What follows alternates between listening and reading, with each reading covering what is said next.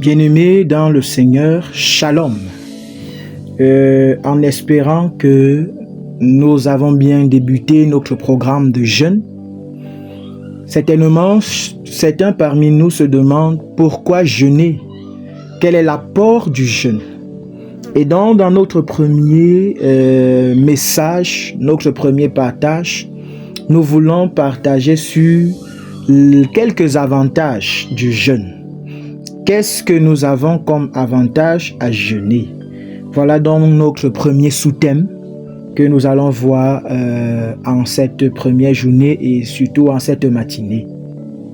Alors, nous aurons à utiliser certains passages bibliques pour nous illuminer et nous éclairer là-dessus. D'entrée de jeu, nous pouvons nous poser la question de savoir que signifie jeûner. Jeûner dans le sens global du terme, lorsque nous rentrons dans le dictionnaire français, là-bas j'ai pu faire quelques recherches et nous pouvons voir que jeûner c'est manger peu, jeûner c'est manger moins qu'il ne faut, ou alors c'est ne pas manger même du tout. Quelque part encore plus loin dans une autre définition, on définit le verbe jeûner comme le fait de s'abstenir de certaines jouissances par esprit de dévotion. Et donc nous pouvons comprendre, bien aimé, que dans le sens large du terme, lorsque je dis que je jeûne, il y a plusieurs façons de jeûner.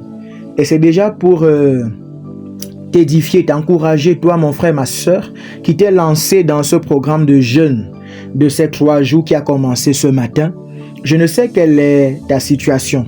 Si tu es une personne qui est malade et tu es en train de suivre actuellement un traitement, alors je ne peux pas te conseiller de t'abstenir de manger, t'abstenir de boire de l'eau, parce qu'il faut bien que tu prennes les médicaments. Et donc, pour prendre les médicaments, tu dois manger. Il y a des médicaments qui ne peuvent se prendre sans avoir mangé suffisamment et sans avoir bu de l'eau. Mais jeûner à ce moment, tu peux jeûner en t'abstenant à faire quelque chose que tu aimais faire. Par exemple, tu aimais regarder beaucoup la télé, tu aimais regarder des émissions, tu aimais regarder le sport. Tu peux donc t'abstenir de cela, de ce que ton âme aime faire, de ce que ta chair aime faire. Tu peux t'abstenir de cela et dire le temps que je consacrais à cela, je consacre ce temps maintenant à la méditation. Je consacre ce temps maintenant à la prière. Je consacre ce temps maintenant à l'adoration, à la contemplation du Dieu Tout-Puissant. Oui, ça également c'est une façon de jeûner. Amen. Voilà pourquoi ici on nous fait comprendre que jeûner, c'est aussi quelque part s'abstenir de certaines jouissances, de certaines choses qui faisaient plaisir à notre chair, afin de tuer cette chair et permettre que notre esprit s'élève. Alors, nous devons également comprendre, ce n'est pas nous aujourd'hui qui inventons le jeûne. Jeûner est biblique. Jeûner a été recommandé même par le Seigneur Jésus-Christ lui-même. Lorsque nous regardons dans Matthieu chapitre 17 au verset 21, le Seigneur répond à ses disciples en leur disant « Cette sorte d'esprit ne sort que par la prière et par le jeûne. » Jésus lui-même, avant le début de son ministère, a pris 40 jours de jeûne à sec. La Bible nous dit qu'il a jeûné pendant 40 jours. Et donc nous comprenons par là, bien-aimés, que jeûner est une activité spirituelle qui n'a pas commencé de nos jours, mais qui a commencé depuis le temps de la Bible. Ce ne sont pas des hommes simplement qui ont commencé à le faire. Même le Maître, Jésus-Christ lui-même, il a montré l'exemple. Il a pris un temps de jeûne avant de commencer son ministère sur terre. Alors nous pouvons donc comprendre que si nous suivons Jésus-Christ, nous ne pouvons nous dire que nous sommes en marge de cela. Nous ne pouvons mettre le jeûne de côté parce que le Maître lui-même l'a fait. Et les disciples de Jésus sont ceux qui suivent les traces du Maître. Donc il est recommandé aussi que nous qui suivons Jésus-Christ aujourd'hui, que nous puissions avoir cette activité dans notre habitude. Amen. Donc voilà un tout petit peu ce que signifie le jeûne. C'est pour te dire, mon frère, ma soeur, pendant que tu es engagé dans le jeûne pendant ces 3 jours, tu peux bien manger et boire de l'eau si cela est vraiment nécessaire. Par rapport à ton état actuel, par rapport à la situation que tu traverses, tu peux bien manger et boire de l'eau. Tout simplement, cherche à t'abstenir de ce que ta chair aimait faire, des habitudes que tu avais et que tu pratiquais régulièrement. Abstiens-toi de cela maintenant pour te consacrer à la prière, à la méditation et reste surtout dans un esprit de prière. C'est le plus important. Mais toi qui as la possibilité, ne mange pas, ne dis pas que tu ne vas pas t'abstenir de manger ou de boire juste parce que tu sens que ça va faire mal à ta chair. Non, c'est également quelque part ça l'objectif du jeûne. C'est que la chair soit meurtrie, c'est que la chair soit crucifiée, afin que l'esprit puisse s'élever vers le Père. Alors fais cet effort, sacrifie-toi, abstiens-toi de manger, abstiens-toi de boire si possible et mets-toi dans la présence de Dieu. Certains peuvent le faire. Nous allons aller et rompre le jeûne à 18h. Mais tu peux t'abstenir de manger et de boire. Si selon ta santé, tu ne peux le faire que jusqu'à 12h. Alors à 12h, bois de l'eau. À 12h, prends un petit quelque chose afin de ne pas accentuer ta santé. Mais même si tu prends cet aliment à ce moment, continue à rester dans l'esprit de jeûne, dans l'esprit de prière, parce que le Seigneur Jésus-Christ veut faire tout simplement avec ta soif. Voilà en ce qui concerne la signification du verbe jeûner. Maintenant, en deuxième position, nous allons voir pourquoi faut-il donc jeûner. Et dans la question du pourquoi jeûner, nous sommes en train d'étaler déjà là les avantages. Quelques avantages, parce que nous ne pouvons pas tous les citer, quelques avantages que nous tirons du jeûne. Premier avantage, première raison pour laquelle nous jeûnons. Nous jeûnons pour nous défaire d'une catégorie de difficultés ou d'oppression. Oui, nous jeûnons pour nous défaire. Défaire veut dire pour nous séparer, pour éloigner de nous une certaine catégorie de difficultés ou d'oppression, que ce soit des oppressions physiques ou spirituelles. Nous allons comprendre mieux cela, toujours dans le livre de Matthieu au chapitre 17. Nous allons lire du verset 14 au verset 21. Matthieu 17, verset 14 au verset 21. Là, il est écrit: Lorsqu'ils furent arrivés près de la foule, un homme vint se jeter à genoux devant Jésus et dit: Seigneur, aie pitié de mon fils qui est lunatique et qui souffre cruellement.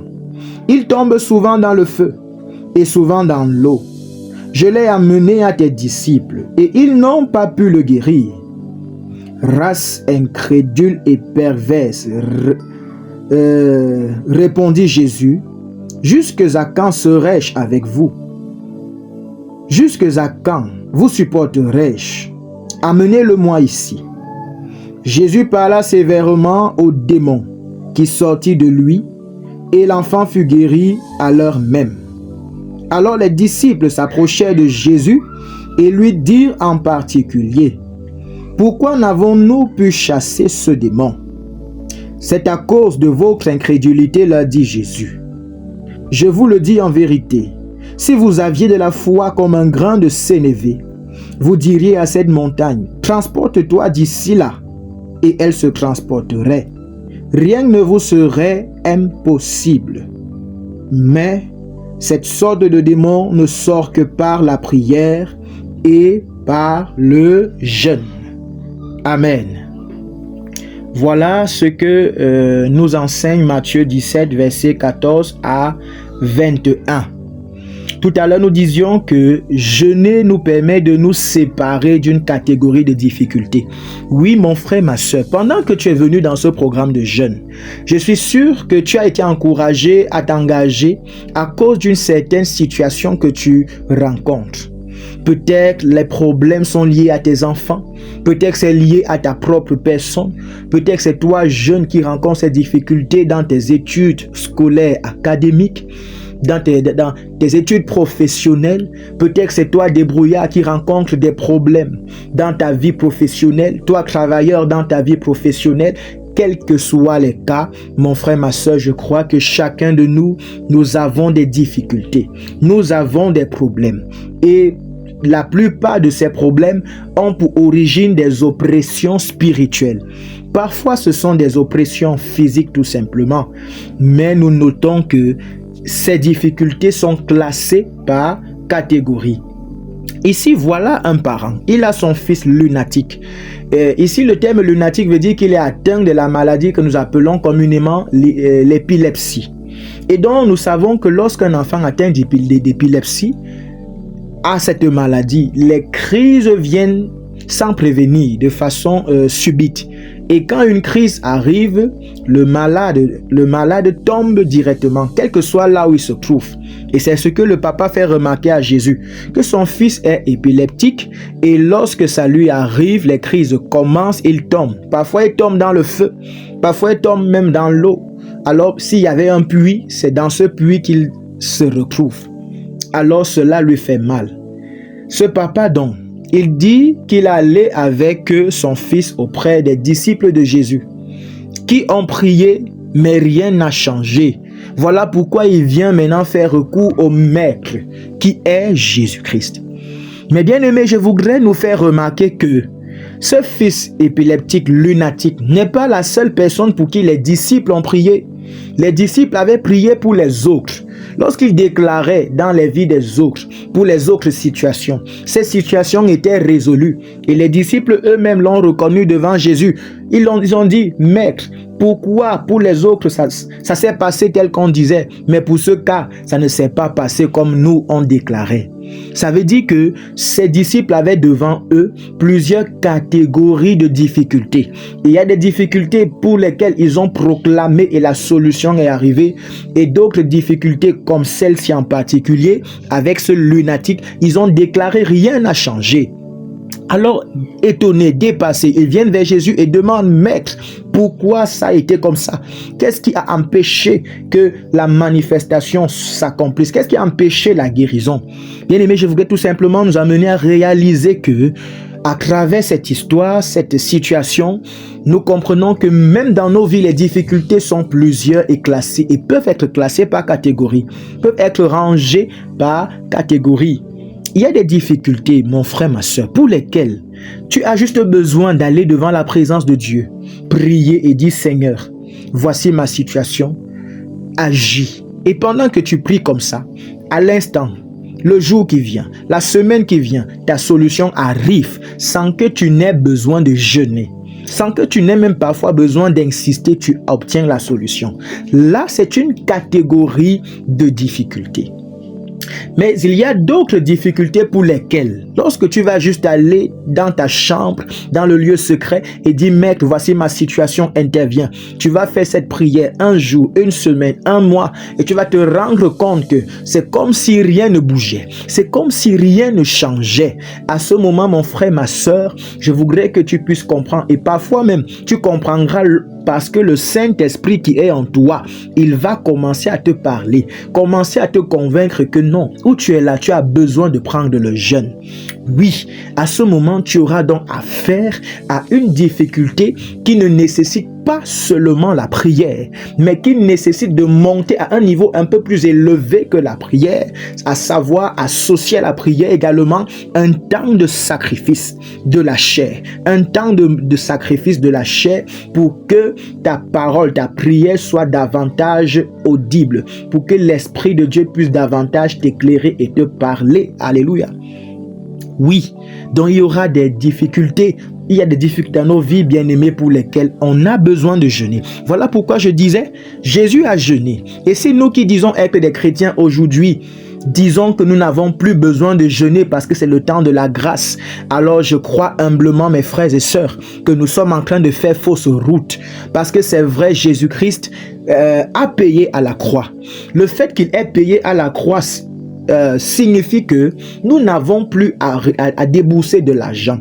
Nous n'avons plus, je ne sais pas comment vous expliquer cela, nous n'avons plus besoin de démontrer quoi que ce soit pour que la chose porte notre nom, pour que ce que nous désirons soit à nous. Alors Jésus-Christ, lorsque son sang a coulé à la croix, il a payé. Et donc la guérison que tu veux est déjà là disponible pour toi. Et donc la santé que tu veux est déjà là disponible pour toi. Le travail que tu veux est déjà là disponible pour toi. Mais bien aimé, il y a un travail que tu dois faire pour entrer en possession de cette santé, pour entrer en possession de ce travail, pour entrer en possession de cet examen. Tu ne peux pas te coucher et dormir et dire que non, Jésus-Christ a déjà payé à la croix pour mon succès. Tu te couches et tu dors et tu dis que Jésus-Christ a déclaré que toi, son enfant, tu es la tête et non la queue. Tu te couches, tu dors. Alors je te rassure que si tu dors de cette façon, tu seras la queue à l'examen. Parce que n'ayant rien appris, c'est pas Jésus-Christ qui viendra te mettre les choses, les connaissances que tu dois utiliser pour répondre aux questions pendant la séance d'évaluation. Cela nous montre tout simplement, bien aimé, que dans la grâce, nous avons notre part à faire. La Bible dit que Dieu est esprit. Et toute chose qu'il donne en esprit. Donc, ce que tu as reçu par le sang de Jésus, par le sacrifice de Jésus à la croix, est spirituel. Je l'ai déjà enseigné dans l'un des messages que nous avons partagé dans le cadre de l'émission La lumière chez vous. Tout ce que Jésus-Christ nous donne, il donne tout. Comme Colossiens 2, verset 10 le dit, nous avons tout reçu pleinement. Donc tu as tout reçu dès le moment où tu as reçu Jésus-Christ. Tu as tout à ta disposition. Sauf que tout ce que tu as là est spirituel. Tous tes cadeaux, tes bénédictions pour toute ta vie. Dieu connaît ce que tu auras besoin demain, ce dont tu auras besoin dans 1 an, 10 ans, jusqu'à ta mort, jusqu'à son retour. Il sait et il a déjà tout pourvu pour cela. Mais pour que tu entres en possession de chaque chose, en le temps que Dieu a prévu, il y a un travail que tu dois faire. Ramener ça du monde spirituel pour le physique. Tu dois enfanter ces choses. Alléluia. Oui, parce que la Bible dit dans Romains que si tu crois de ton cœur que Jésus a déjà payé, alors cela est disponible pour toi dans le spirituel. Mais il faudrait que tu puisses confesser de ta bouche pour parvenir au salut. Tu dois confesser de ta bouche pour que ces choses puissent venir et se matérialiser physiquement.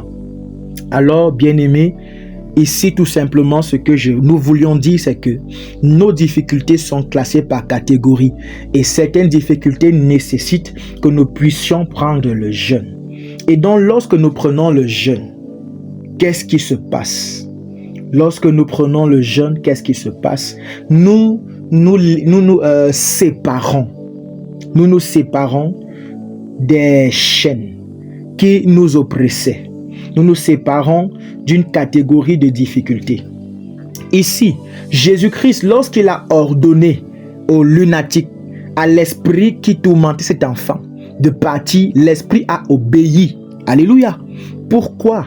Parce que lorsque Jésus-Christ demande de jeûner, bien-aimés, parfois nous jeûnons tout simplement lorsque le problème se pose. On jeûne pour résoudre le problème. C'est vrai. À ce moment, ça agit et ça travaille, mais le jeûne est plus efficace dans nos vies bien-aimées quand nous jeûnons de façon systématique. Ça veut dire quand nous avons une discipline de jeûne dans notre vie. Quand nous avons une discipline de jeûne chaque semaine, tu dois avoir un jour par semaine où tu te fixes que non, je prends ce jour pour éteindre ma chair et permettre à mon esprit de mieux écouter le Seigneur Jésus. Permettre à l'Esprit de Dieu de mieux travailler en moi, de mieux me transformer. Quand tu as donc ces temps de jeûne régulièrement, quand tu as des temps de prière régulièrement, le jour pendant la semaine, qu'une situation pareille se présente devant toi, tu auras en toi la capacité d'être dessus, d'obtenir la solution, de te saisir de la victoire que Jésus a déjà accomplie. Pourquoi? Parce qu'avec une discipline de jeûne régulière, cela te permet d'être toujours au-dessus. Donc lorsque Jésus-Christ répond à ses disciples en disant cette catégorie d'esprit ne part que par le jeûne et la prière, Jésus voulait également exhorter ses disciples à savoir qu'ils doivent cultiver une vie de jeûne. Nous pouvons comprendre les disciples à l'époque, ils avaient Jésus avec eux. Jésus est Dieu. Alors quelque part, ils pouvaient se dire, ils n'ont plus besoin de jeûner parce que tout problème qui va se poser, le maître est là. Et le maître va agir pour la restauration. Et donc, il n'avait plus besoin de se livrer au jeûne. Justement, Jésus aussi avait répondu à l'un de ses interlocuteurs qui demandait pourquoi tes disciples ne jeûnent pas. Jésus leur a dit, tant que le maître avec eux, ils n'ont pas besoin de jeûner. Mais viendra le moment où le maître ne sera plus là. À ce moment, ils jeûneront. Oui, aujourd'hui, bien-aimés, Jésus-Christ physiquement, charnellement n'est plus. Mais il est en nous par l'Esprit de Dieu. Alors, il n'est plus là physiquement. Nous avons donc besoin de jeûner. Alléluia. Jésus lui-même, pendant qu'il veut commencer son ministère, il est allé entrer dans 40 jours de jeûne.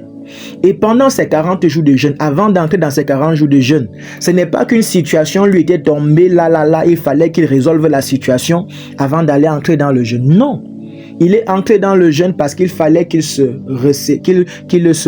rempli, qu'il soit disposé, qu'il soit connecté avec le Père, de manière à ce que, ayant commencé le ministère après son jeûne, qu'il soit au-dessus de tout, que sa chair ne puisse point être un obstacle pour son œuvre.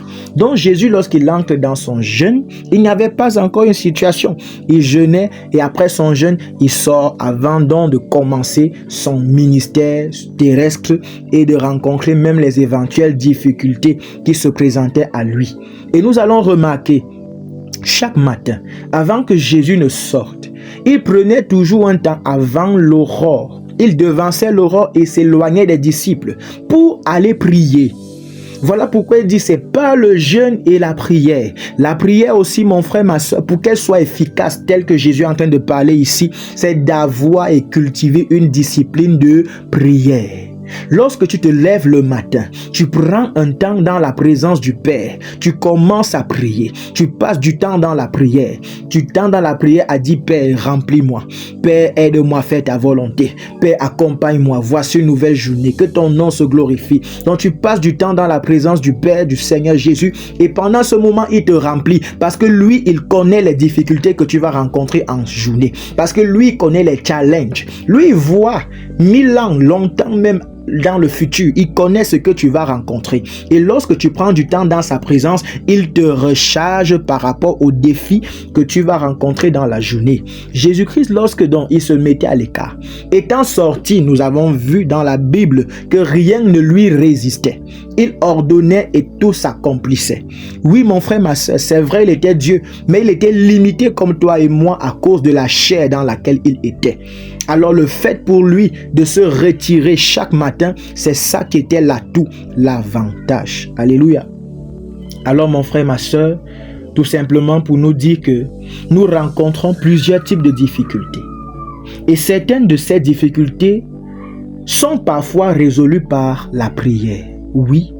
Et je voudrais même t'annoncer qu'il y a certains des problèmes que nous rencontrons, que le Seigneur Jésus résout sans que nous n'ayons même besoin d'aller nous tenir dans nos chambres, fléchir genoux pour prier, dire Seigneur, s'il te plaît, agis. Parfois la difficulté est là, mais Jésus-Christ résout, parfois même sans que nous ne sachions qu'il y avait une difficulté. Tout comme il y a maintenant une catégorie de difficultés que le Seigneur ne résout que lorsque nous entrons dans la prière et l'appelons. Et une autre catégorie qui n'est résolue que lorsque nous entrons dans le jeûne. Alléluia. Donc voilà, bien-aimés, l'une des raisons pour lesquelles nous devons jeûner, pour nous défaire, pour nous éloigner d'une catégorie de difficulté ou d'oppression. Alors je voudrais t'encourager. Certainement, tu es entré dans ce programme de jeûne parce que tu rencontres une difficulté et jusque-là, tu n'as pas pu obtenir gain de cause. Tu n'as pas pu obtenir une solution. Mais je peux te dire que pendant que tu es venu dans ce programme de jeûne, cette difficulté ne va pas résister au nom puissant de Jésus-Christ. Je peux te rassurer que cette difficulté va tomber au nom puissant de Jésus-Christ. Je peux te rassurer que cette catégorie de difficulté, d'oppression tombe au nom puissant de Jésus-Christ parce que tu es en train de sacrifier, de crucifier ta chair et parce que la main de l'Éternel est capable d'agir de plus en plus dans ta vie puisque tu es disposé. Alléluia. Amen. La deuxième raison, le deuxième avantage de jeûner. Alors, nous jeûnons pour nous défaire des liens de la servitude et des chaînes qui nous limitaient. Nous jeûnons pour nous défaire, pour nous séparer des liens de la servitude et des chaînes qui nous limitaient. Amen. Allons-y dans Ésaïe chapitre 58, le verset 6. Ésaïe 58, le verset 6. Là-bas, il est écrit: « Voici le jeûne auquel je prends plaisir. Dénoue les liens de la servitude, que l'on rompe toute espèce de joug. Voici le jeûne auquel je prends plaisir. » Là, c'est l'Éternel des armées qui est en train de parler et il s'adresse à son peuple à travers son serviteur, le prophète Ésaïe. Alors il dit au peuple: oui, vous jeûnez, sachez que voici le jeûne qui me plaît. Voici le jeûne que si vous prenez, ça aura de l'efficacité. Alors, pendant ce jeûne, vous devez dénouer les liens de la servitude. Bien-aimé, la servitude, c'est une situation dans laquelle nous sommes attachés. Nous sommes asservis. Nous sommes comme esclaves. Nous faisons sans vouloir et nous sommes même obligés de demeurer dans cette condition-là. C'est ça la servitude. Et il dit encore, le jeûne que j'aime, qui me plaît, qui aura plus d'efficacité, c'est le jeûne qui doit rompre toute espèce de joug. Oui, le joug, encore bien aimé, je crois pour ma part, c'est un synonyme de servitude.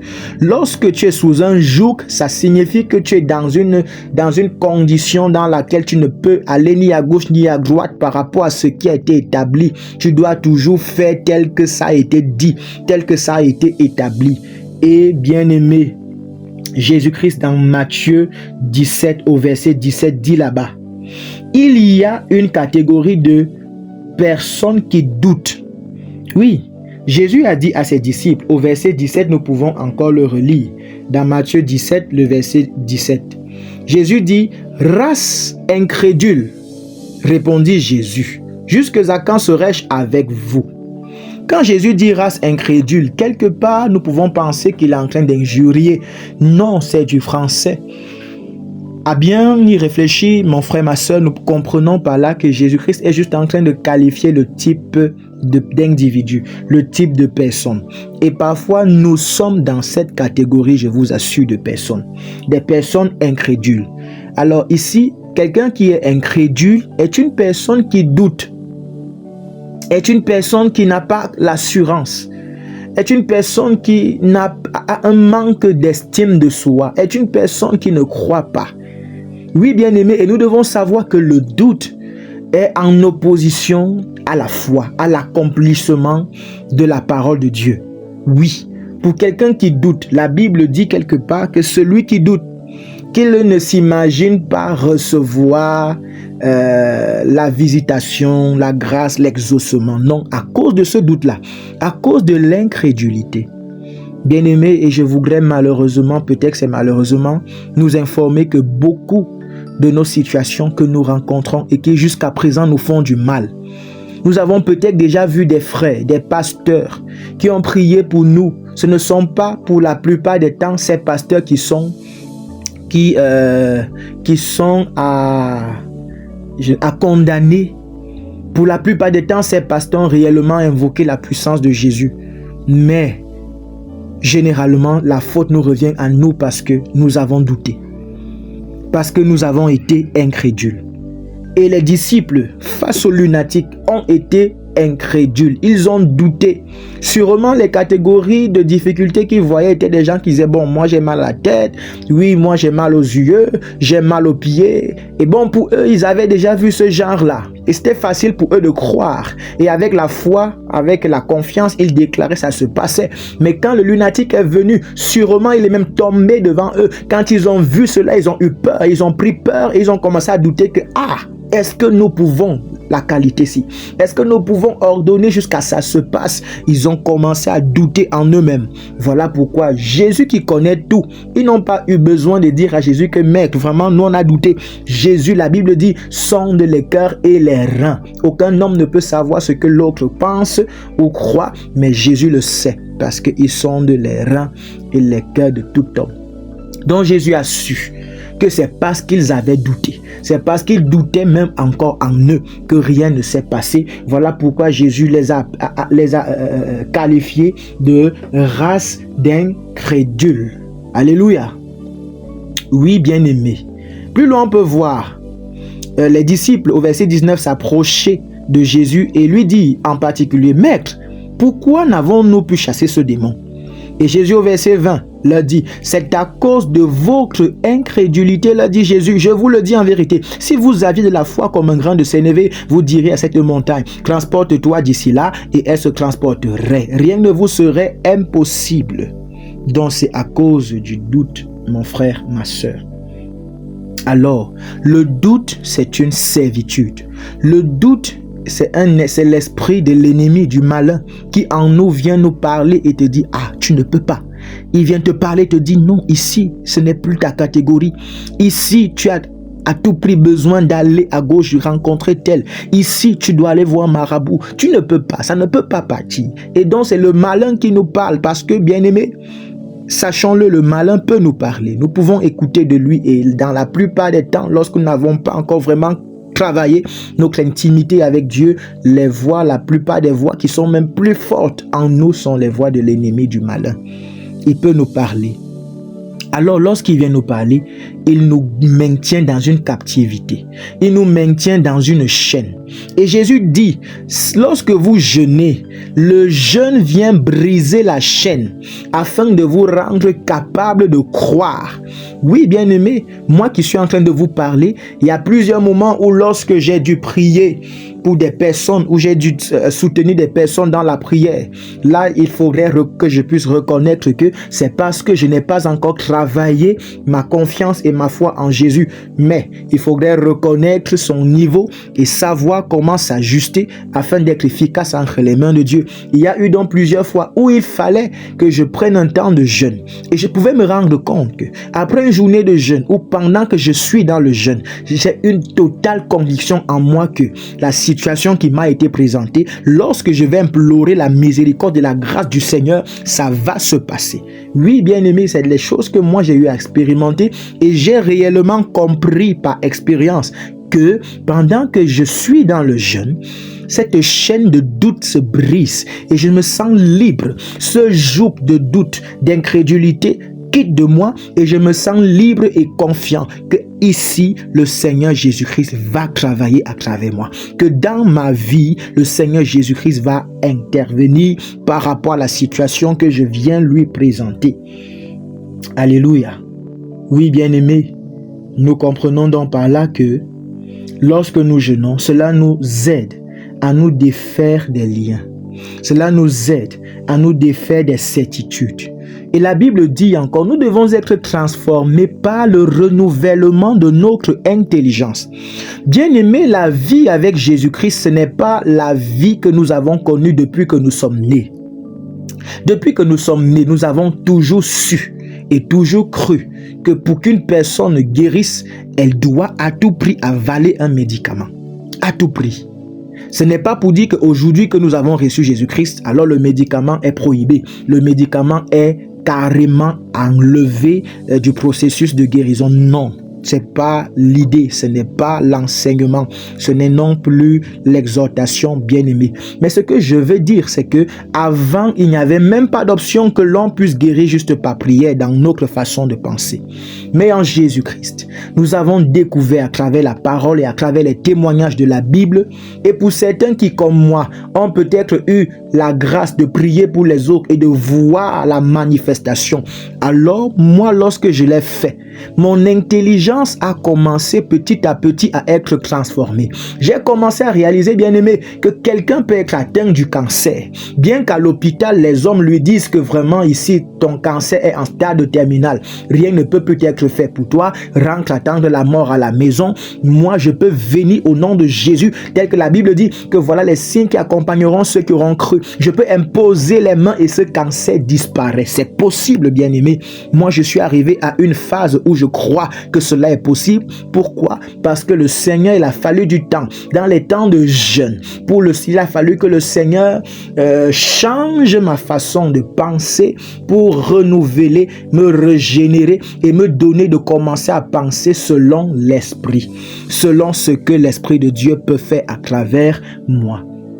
Et de cette manière, c'est une chaîne qui me maintenait dans une façon précise et unique de réfléchir qui est en train de se briser petit à petit. C'est un long processus, mon frère, ma soeur.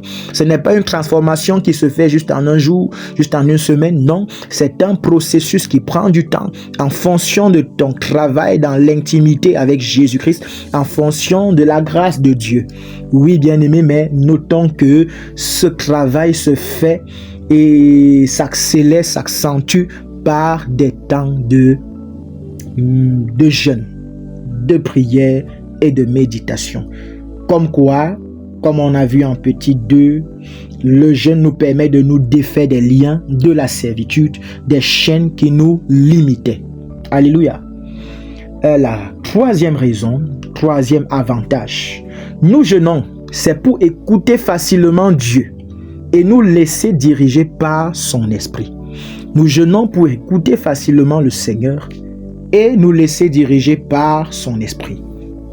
Allons voir Matthieu dans le chapitre 4, le verset 4. Là-bas, Jésus-Christ répondit, « Il est écrit, l'homme ne vivra pas de pain seulement, mais de toute parole qui sort de la bouche de Dieu. » L'homme ne vivra pas de pain seulement, mais de toute parole qui sort de la bouche de Dieu.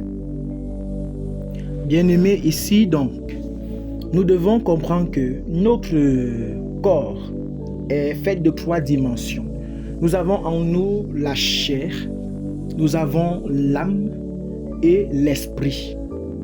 Et donc, notre esprit est la partie qui, lorsque nous avons reçu le Saint-Esprit, a fusionné avec l'Esprit de Dieu. Et donc, c'est en esprit que nous avons tout reçu. Lorsque je disais qu'une fois que tu as reçu Jésus-Christ, tu as tout obtenu. Et tout cela est spirituel. Oui, mon frère, ma soeur, c'est notre esprit qui a tout reçu.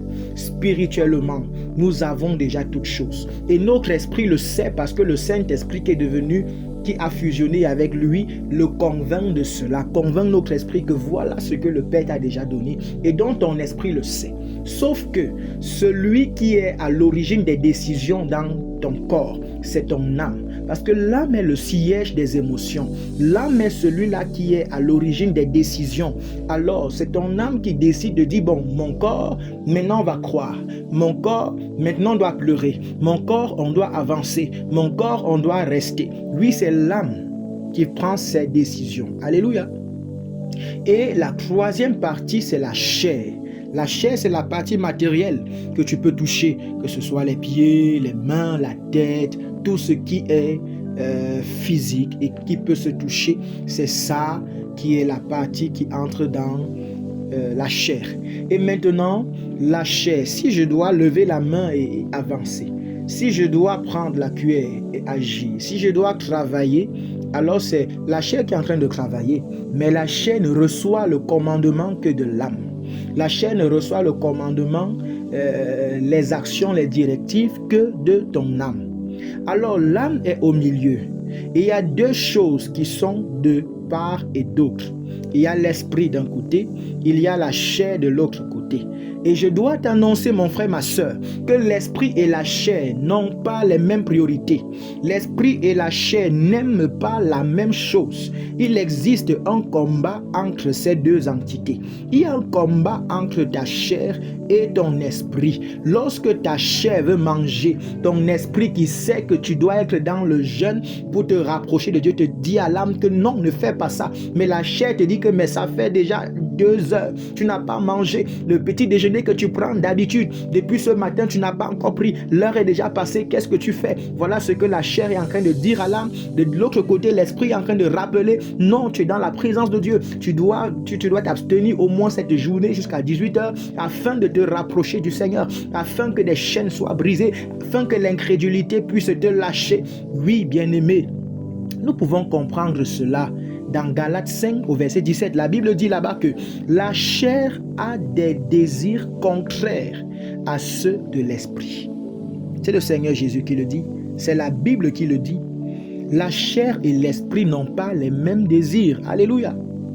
La chair voudrait chaque fois être en train de visionner. La chair voudrait chaque fois être en train de regarder le match. La chair voudrait chaque fois être en train de se gouffrer, être en train de manger. Pourtant, nous venons de comprendre quelques avantages de jeûner. Mais la chair ne serait pas d'accord que toi, tu arrêtes de manger parce que elle va souffrir. Mais l'esprit de l'autre côté sait qu'il y a une bénédiction. La santé que tu recherches là est déjà disponible. Mais l'esprit sait que pour que tu puisses davantage toucher et recevoir cette guérison qui a déjà été pourvue par toi, comme le dit Colossiens 2, verset 10, l'esprit connaît que tu dois être dans un temps de privation, dans un temps où tu dois crucifier ta chair. Alors l'esprit tente de dire cela à ton âme. Et l'âme maintenant est au bon milieu et ne sait plus vraiment dans quel sens il doit aller. Et voilà pourquoi Jésus-Christ dans Matthieu 4 au verset 4, il a répondu à l'ennemi, parce que l'ennemi, le diable, pendant que Jésus jeûnait, là, nous sommes dans Matthieu 4, verset 4, au moment où Jésus était en plein jeûne.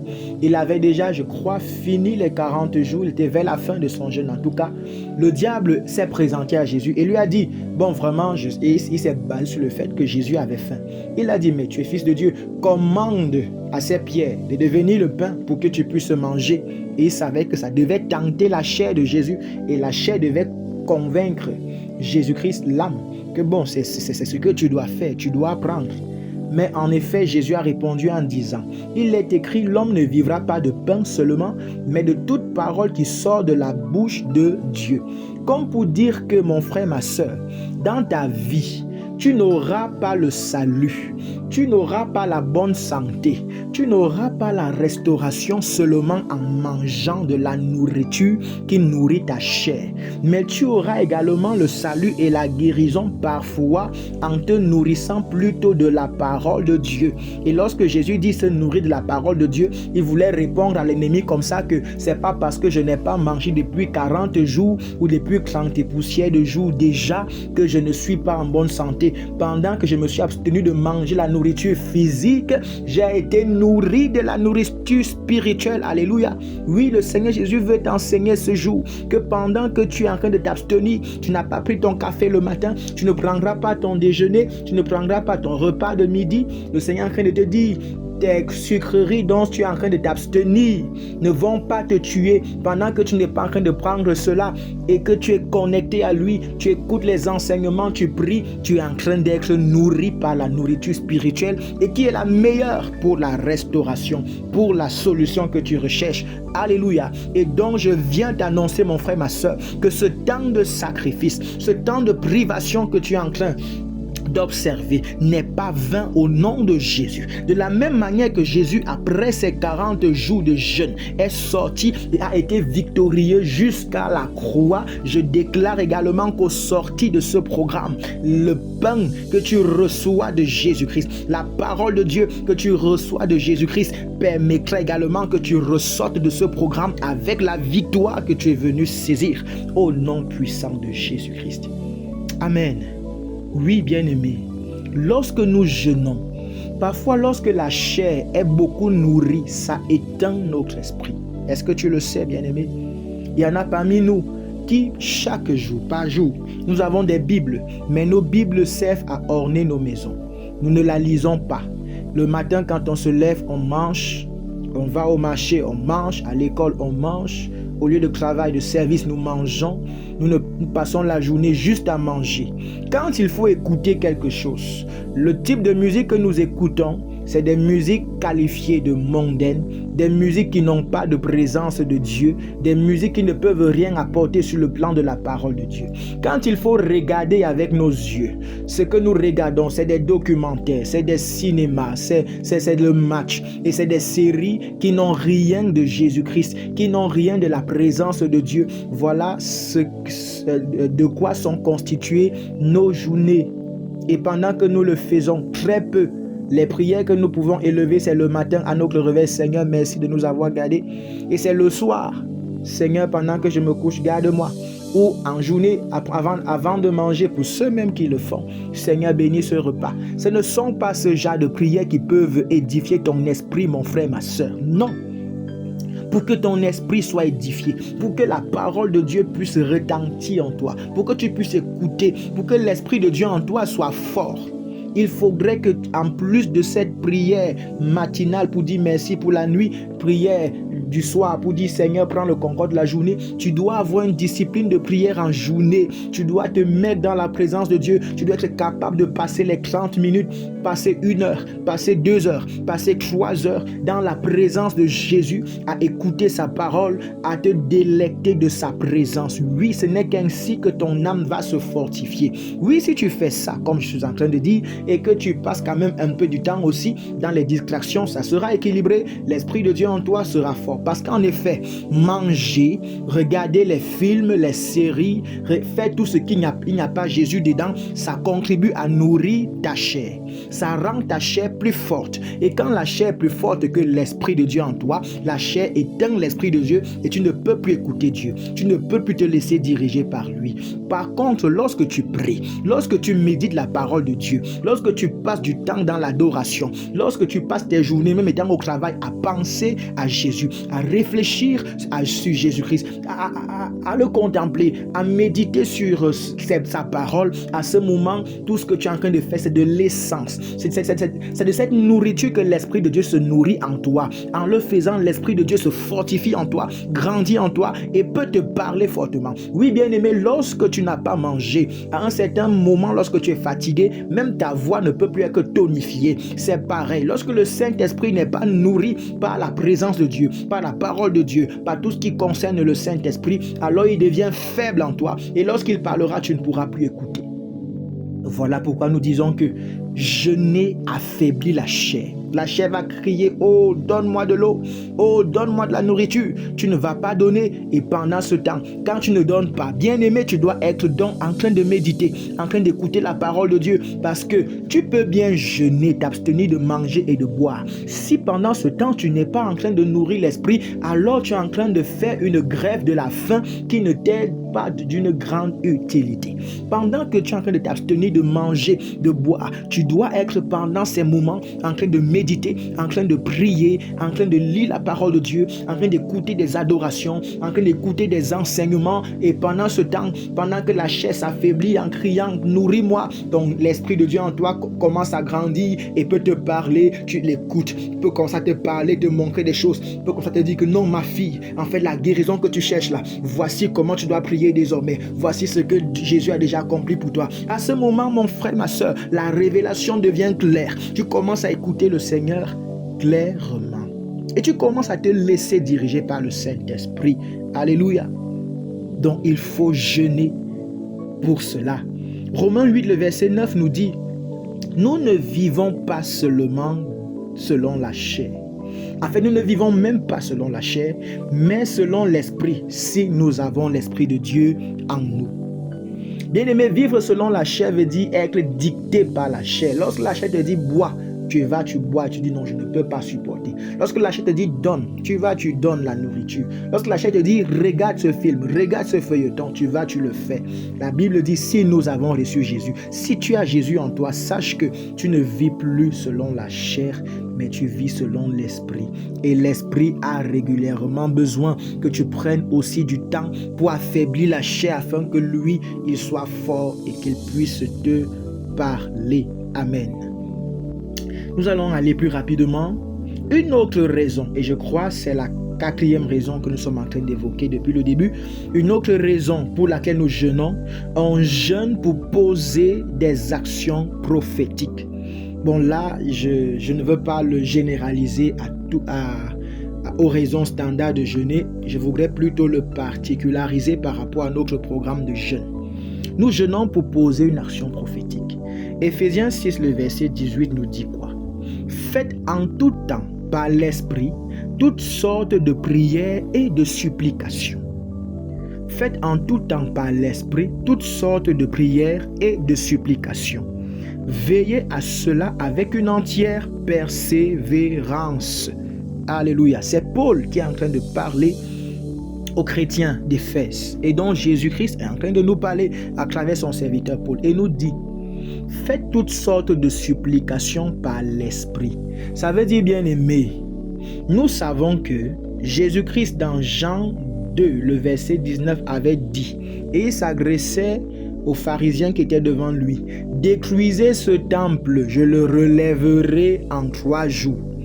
À l'époque, ils ont cru que Jésus parlait du temple physique qui était devant eux. Mais Jésus-Christ en fait ne faisait pas allusion à ce temple fait de pierre. Jésus-Christ parlait de son corps. Et lui, en toi, aujourd'hui, mon frère, ma soeur, Jésus est en train de parler de ton corps. Parce que tu es le temple de Jésus. Tu es le temple du Saint-Esprit. Et donc, tu es le temple dans lequel Dieu habite. Nous revenons plus en détail sur cet enseignement, mon frère, ma soeur, le samedi. Mais ce que je voudrais dire, c'est que Jésus-Christ a dit, c'est en 3 jours qu'il va restaurer le temple. Jésus a dit, en 3 jours, il va rebâtir le temple. Il va guérir le temple. Alors, sachant que tu es le temple du Saint-Esprit, et Jésus-Christ dit, en 3 jours, il a accompli ça. Alors nous, l'Esprit de Dieu vient et nous parle et dit, ce n'est pas vous qui allez encore aujourd'hui changer quoi que ce soit, parce que Jésus-Christ a déjà tout accompli. Mais ce que vous devez faire aujourd'hui est de croire qu'il a déjà fait ça. Et vous devez poser des actions prophétiques en croyant que cela va se faire. Jésus a eu besoin de 3 jours. Alors, bien aimé, l'Esprit donc te convainc que mon frère, ce n'est plus toi qui vas changer par tes 3 jours. Mais comme Jésus a utilisé 3 jours pour rebâtir tout ce qui était gâté dans le temple, alors toi aussi, prends 3 jours de jeûne. Alléluia. En guise de témoignage, mon frère, ma soeur, un jour, le Seigneur s'est révélé à moi et m'a dit, tu es attaqué dans ta maison. Et m'a dit de faire 3 tours de ma concession en déclarant. Bien aimé, les 3 tours de la concession qu'il m'a demandé de faire, c'était en déclarant que de la même manière que Jésus-Christ s'est relevé, a ressuscité, la terre n'a pas pu le retenir en 3 jours, je déclare également que ma maison est restaurée en 3 jours. Vous voyez, là le Seigneur m'a demandé de faire 3 tours de ma maison. Et ces 3 tours étaient une action prophétique qui correspondait aux 3 jours que Jésus, lui, il a utilisé pour relever le temple, pour rebâtir le temple. Alors aujourd'hui, nous, nos 3 jours de jeûne que nous prenons, c'est une action prophétique que nous posons parce que l'Esprit nous a impulsés. La Bible dit qu'il met en nous le vouloir et le faire. Il a mis en nous le désir de faire cela. Alors nous croyons que ça vient du Saint-Esprit et nous nous lançons. Et nous commençons à faire ce genre de prière. Ces prières prophétiques en disant nos 3 jours de jeûne correspondent aux 3 jours que Jésus a utilisés. C'est vrai, nous ne venons plus prendre les 3 jours de jeûne pour changer une situation, pour refaire ce que Jésus avait fait. Non, pendant les 3 jours, donc, les prières que nous venons faire, les supplications que nous venons faire, ce sont en fait des déclarations. Rappeler à l'ennemi que pendant les 3 jours là, ça avait déjà été fait. Et nous venons récupérer ce qui avait donc déjà été accompli pendant ces 3 jours pour nos vies. Nous venons déclarer qu'à cause de ces 3 jours, que nos temples soient restaurés. Alléluia. Donc, nous jeûnons, bien-aimés, c'est pour poser une action prophétique. Amen. Alors, bien-aimés, en petit 3, comment est-ce que nous devons jeûner? Nous retournons toujours dans Ésaïe, chapitre 58, le verset 1 et 2 d'Ésaïe 58, dont nous enseigne quoi? Nous disent, crie à plein gosier, ne te retiens pas, élève ta voix comme une trompette et annonce à mon peuple ses iniquités, à la maison de Jacob ses péchés. Tous les jours, ils me cherchent. Ils veulent connaître mes voies. Comme une nation qui aurait pratiqué la justice, ils n'auraient pas abandonné la loi de son Dieu. Ils me demandent des arrêts de justice. Ils désirent l'approche de Dieu. Amen. Bien-aimés, ici, les versets 1 à 2 seulement nous enseignent que nous devons éviter de croire que Dieu doit nous écouter ou nous parler à cause de notre mortification, à cause du sacrifice qu'on est en train de faire. Non. C'est vrai, on a déjà donné le bien fondé de jeûner. Mais comment est-ce que pendant que tu fais ce sacrifice, dans quel état d'esprit tu dois être? Tu dois être en train d'avancer. N'avance pas en pensant que non, c'est en te mortifiant, c'est en te sacrifiant, c'est ce sacrifice-là qui va accomplir. En effet, tout a déjà été accompli. Il y a un prix qui a été payé pour que la guérison que tu viens chercher, que tu l'aies. Et je déclare, tu l'auras. Un prix a déjà été payé pour que la délivrance que tu cherches, que tu puisses l'avoir. Et ce prix, c'est le sang de Jésus-Christ. C'est le sang de Jésus-Christ qui nous a justifiés, qui a coulé pour nous transformer, pour que nous soyons visités. Alléluia. Donc la première façon de jeûner, comment jeûner? Nous devons jeûner en évitant de croire que Dieu doit nous écouter ou nous parler à cause de nos mortifications pendant ce jeûne. Amen. Au verset 5, là-bas, que nous dit la Bible, au verset 5 d'Ésaïe 58, « Est-ce là le jeûne auquel je prends plaisir, un jour où l'homme humilie son âme, courber la tête comme un jonc et se coucher sur le sac et la cendre? Est-ce là ce que tu appelleras un jeûne, un jour agréable à l'Éternel? » Là, c'est Jésus-Christ qui est en train de demander au peuple d'Israël qui disent que non, nous jeûnons, tu ne nous écoutes pas. Donc, bien aimé, l'on peut jeûner sans que Dieu n'écoute si nous jeûnons mal. Alors, comment est-ce que nous devons jeûner? Qu'est-ce que nous révèle le verset 5? Le verset 5 nous révèle que le jour de notre jeûne, quand nous jeûnons, ce jour de jeûne doit être un jour agréable à Dieu. Donc lorsque Dieu nous voit, il doit être content. Il doit agréer le sacrifice qu'on lui offre. Il doit agréer ce jour qu'on lui offre. Ça doit être un jour agréable à Dieu. L'on ne doit pas humilier notre âme. On ne doit pas se ridiculiser parce qu'à l'époque, le peuple, lorsqu'il jeûnait, il se déshabillait carrément. Il portait des sacs, se couchait, s'enroulait dans la cendre et en route, il marchait de façon et montrait que non, ils sont en train de se mortifier. Tout le monde pouvait regarder et savoir que voilà des gens qui ont péché. Voilà des gens qui veulent se rapprocher de leur Dieu. Non, aujourd'hui, bien-aimé, le Seigneur dit, c'est beaucoup plus à cause de cette façon de jeûner qu'il ne nous écoute pas. Il n'a pas besoin que notre âme soit mortifiée. Il n'a plus besoin qu'on puisse nous ridiculiser devant les gens pendant qu'on jeûne. Parce qu'il dit, Jésus a déjà accompli. Ce n'est plus nous qui venons accomplir aujourd'hui. Jésus a déjà accompli à la croix. Et donc, dans notre jeûne, ça doit être un jeûne avec joie. Voilà pourquoi il dit dans Matthieu 6 au verset 17, quand tu jeûnes, lave-toi, lave ton visage, afin de ne pas montrer aux hommes que tu es en train de jeûner, mais montre plutôt à ton Père qui est là dans le lieu secret et il va te rendre selon ta discrétion. Alors le Seigneur Jésus dit, aujourd'hui, il n'est plus question, mon frère, ma soeur, de se coucher dans des cendres, de s'enrouler dans des cendres pour jeûner. Mais lorsque nous jeûnons, tout simplement, allons jeûner, comme je disais ce matin à 5 quand on priait, comme des victorieux, comme des gens qui ont déjà reçu, à qui on a déjà donné. Allons dans cette optique jeûner. Parce que Jésus-Christ a déjà tout accompli pour nous. Également, pendant que nous jeûnons, qu'est-ce que nous devons éviter de faire? Nous devons éviter de nous mettre en colère. Amen. Nous devons éviter de nous mettre en colère et surtout, nous devons aider notre prochain plus que jamais.